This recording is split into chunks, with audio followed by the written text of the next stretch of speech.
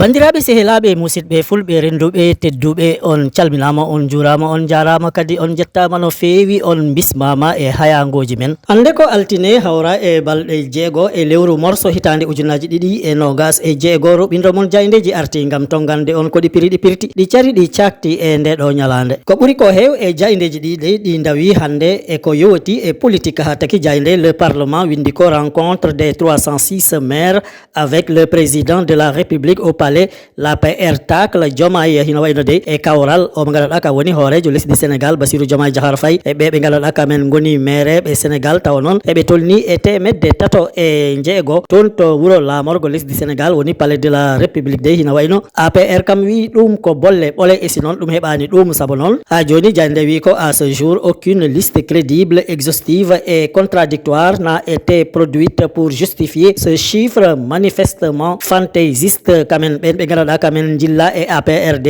ɓe mbi ko haydara ko hollirta hande noko ɓen ɓe ganduɗa kamen pottitno toon to palais de la république tawa noon koɓe mereɓe e lesdi Sénégal ɓe jilla ko e APR ɗum noon ko ɗum propagande noon kam ɗum woni tigui tigui addude bolle ɗe ganduɗa ɗe nulɗani e si noon ɗe daraki ɗo wotere e wiide jayde le parlement. Jayde le quotidien kam windi e ɗerewol mum adanol ko création de son parti Diomaye lorgne vers l'APR et Pastef. Le président fait les yeux doux aux élus locaux. Bassirou Diomaye Diakhar Faye de darima ngam darnude lande politique mum woni parti o mo ganduɗa ko parti Diomaye Faye ɗum noon ngam wawa ɗum wadde yiɗi ko ƴettude e ɓe ganduɗa heɓe jilla e lande APR e si noon e lande Pastef ha taki jayne de wi o mo ganduɗa ka woni Bassirou Diomaye Diakhar Faye de hombo welno mereɓe ɓe jillaɓe e APR e si noon e mereɓe ɓe ganduɗa heɓe jilla e parti Pastef. Ha joni jayde le quotidien wi ko o mo ganduɗa ka woni Bassirou Diomaye Diakhar Faye de yiɗi nokku ko e lande APR ɓesda e hoore mum watta e hoore mum e si noon nokka e lande Pastef watta e hoore mum tawa noon ɗum wonata parti o mo ganduɗa kambo woni parti Diomaye Faye. Jayde nde windi ko Abdourahmane Diouf et Awalé annonce leur adhésion hino wayno noon o mo ganduɗa ka woni Abdourahmane Diouf e lande mum biyeteɗo Awalé de kamen kam ɓe lumbima walla ɓe muti e nder parti Diomaye Faye. Jayde nde gasneri ko l'APR dénonce une arnaque politique de haute voltige hino wayno noon ɓe ganduɗa kamen jilla e lande APR de kamen ɓe mbi ko Bassirou Diomaye Diakhar Faye de yiɗi ƴettu ko militaji mumen ɗum noon wadde wayno ko ɗum tigui ɓe jekkiti woni konngol ngol ɓe kolliri e nder jayde le quotidien. Et on waktu jayde yor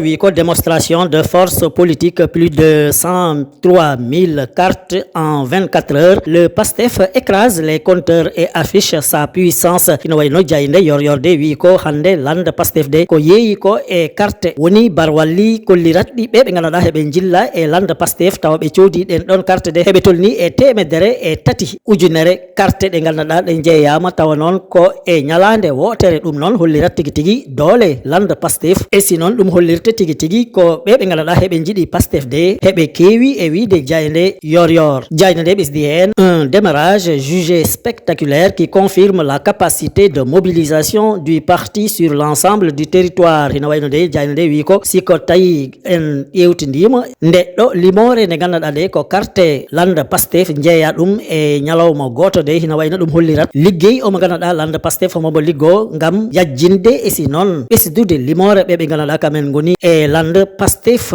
e wiide jayde yor jayde la tribune de wi ko hino wayno omo ganduɗa ka woni Ousmane Sonko e Bassirou Diomaye Diakhar Faye de kamen ɓe tinani ko tampere nde ganduɗa nden yimɓe Sénégal gondi e oɗo jamano fayi e ngaalu e dañal e si noon e ɓamtare ha taki jayde la tribune windi ko la vraie rupture un peuple oublié. Sonko vend ses cartes, Diomaye crée son parti ino waydo de jayde la tribune wi ko ɓiɓɓe Sénégal de hande ko ɓe yejjitaɓe saabu Sonko kam amboni yeeya carte mum woni barwalli ɗi ganduɗa kam ɗi kollirta ɓe jillaɓe e parti mum e si noon Diomaye Fayne e bona dari ngoye sengo ngam tigui darnude parti ha taki e nder jayde la tribune omo ganduɗa ka woni Babacar Ba geyniɗo forum du justiciable kam de yekkiti konngol tigui tigui ngam wiide de yo ɓiɓɓe Sénégal darano ko e mumen e si noon yo ɓe kollir ko e mumen jayde la tribune ɓesdi hen l'hivernage s'installe, inquiétude chez les agriculteurs hina wayno de ɗo tolniɗen tawa ndungu natti woɗɗude remoɓe kam hande e kulol mangol e fayre mawde ɓe gondi e wiide Jayinde La Tribune e ɗerewol mum adanol. Jayinde le républicain kam arti ko e gurdam musɗam ɗam gandanɗa de ɓeɓe gandanɗa heɓe koɗi e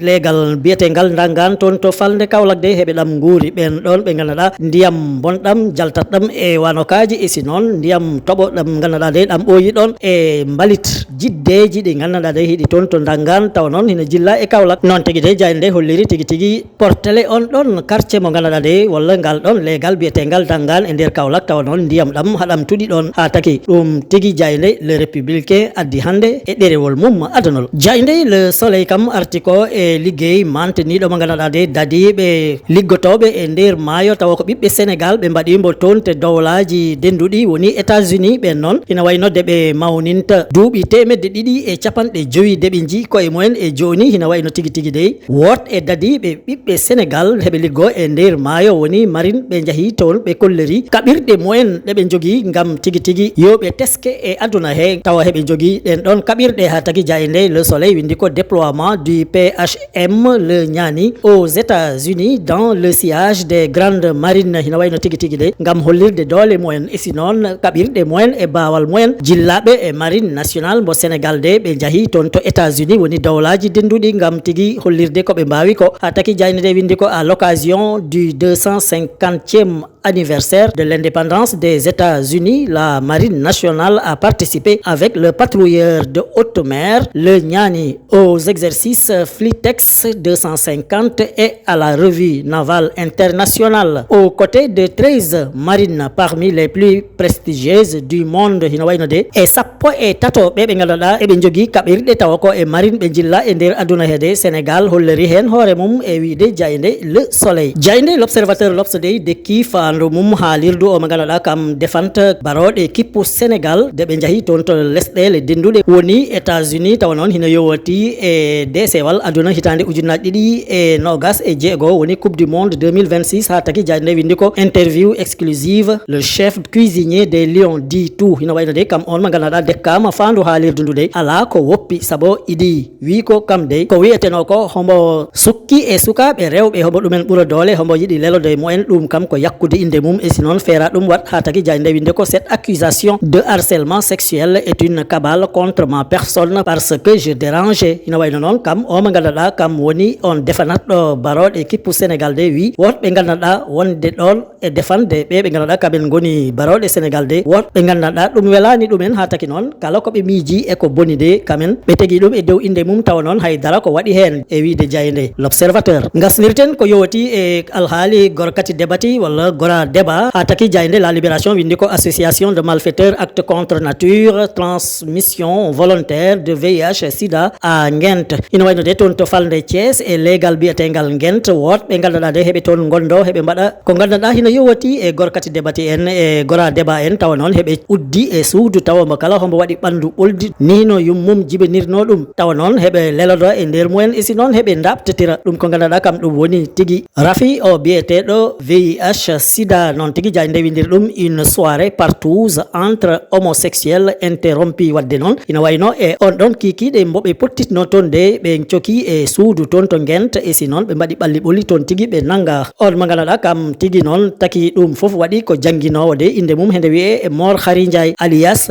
Jo tawa duuɓi mum hiɗi tolni e capanɗe tati e jeenayi e si noon wot mo ganduɗa goɗɗo nangama biyeteɗo Ousmane Daw tawa noon duuɓi mum hiɗi tolni e capanɗe tati e go'o goɗɗo nangaɗo hen ko Moustapha Kanté wiyete tawa noon duuɓi mum hiɗi tolni e nogas e nayyi e si noon omo ganduɗa kam woni Baye Talla Diop kamne duuɓi mum hiɗi tolno e nogas e ɗiɗi de e wiide Jayinde la libération. Bandiraɓe sehilaɓe ɗum wondo seeɗa e komin gaddanno on e ko Jayndeji ɗi dawi ko tongu hande on jettama on jarama e kettogol mon ñimgol tabitgol tottodiren aadi ha sanga goɗɗo so weeli Allah joom baɗe e bawɗe o.